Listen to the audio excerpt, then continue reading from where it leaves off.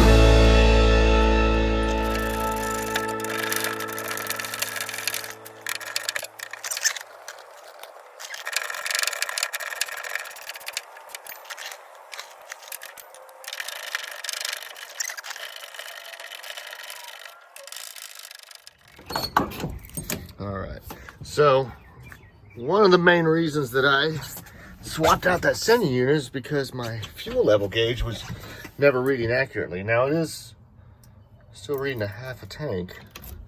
Let's turn the ignition on.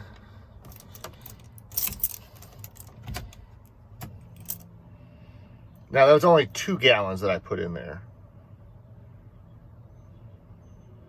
Actually, it's reading better because it used to, like half used to be empty and then full was way down here. But we'll let the fuel pump run for just a second. Give it a couple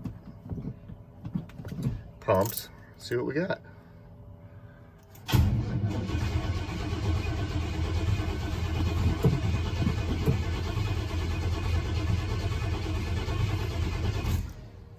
Okay, so I just pulled 4 gallons out of the gas tank in the ranch truck.